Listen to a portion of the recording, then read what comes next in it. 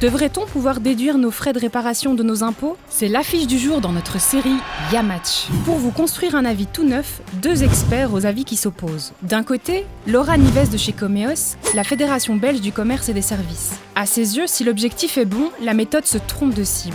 Face à elle, Jean-Marc Caudron de Ressources, la Fédération des entreprises sociales et circulaires. Pour lui, réparer, c'est la clé d'accès à un cercle vertueux.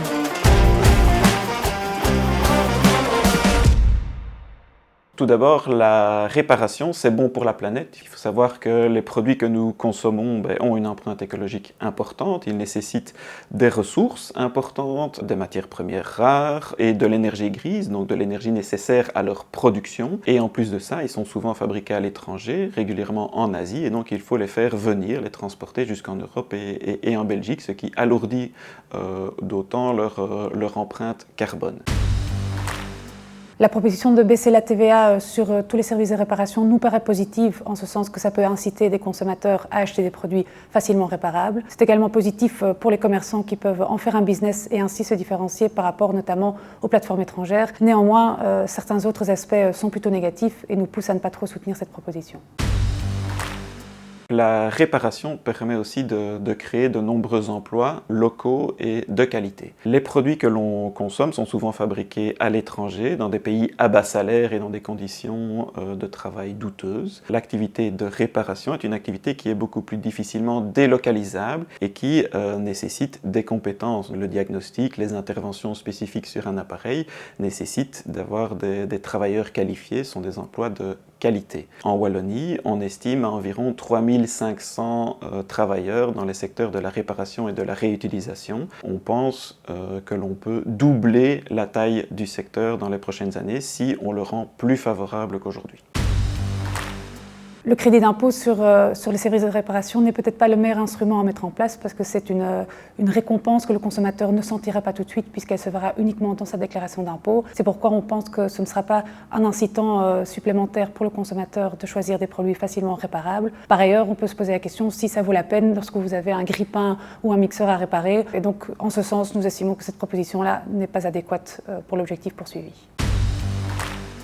Le coût de la réparation est souvent le frein principal pour le choix des consommateurs. La différence entre réparer un produit ou le remplacer pour acheter un neuf n'est pas suffisamment grande que pour qu'une majorité de personnes passent à l'acte. On a déjà tous été confrontés à un écran de smartphone à remplacer qu'on ne fait pas tout simplement parce que le coût est proche d'un produit, d'un smartphone neuf. Diminuer ce coût directement pour le consommateur, par exemple par une baisse de TVA, permettrait de rendre le choix de la réparation beaucoup plus attractif pour le consommateur et donc d'augmenter le nombre de personnes qui font réparer leurs produits. Il faut savoir que la demande existe, beaucoup de gens cherchent des solutions de réparation, mais sont souvent freinés tout simplement par rapport à des choix économiques et financiers.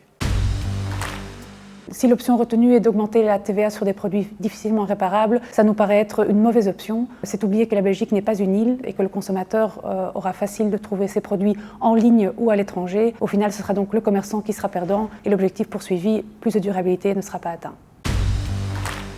Favoriser la réparation permettrait aussi d'envoyer un signal politique fort au marché et aux producteurs et distributeurs de biens neufs, afin qu'ils mettent sur le marché des produits qui sont plus réparables et qui ont une durée de vie beaucoup plus longue. C'est la meilleure manière de diminuer l'empreinte écologique de notre consommation. Aujourd'hui, par exemple, on est tout à fait techniquement en capacité de produire des machines à laver qui ont une durée de vie de 50 ans. Et pourtant, les machines qui sont mises sur le marché ont une durée moyenne de vie d'une dizaine d'années, tout simplement parce que le marché fonctionne comme cela par la nécessité de renouveler ces machines. Favoriser la réparation, favoriser l'éco-fonctionnalité derrière, envoie un message clair aux entreprises pour qu'elles allongent la durée de vie, qu'elles fassent des machines plus robustes, plus réparables et d'investir plutôt dans des services après-vente, des services de réparation, des services de maintenance aux clients.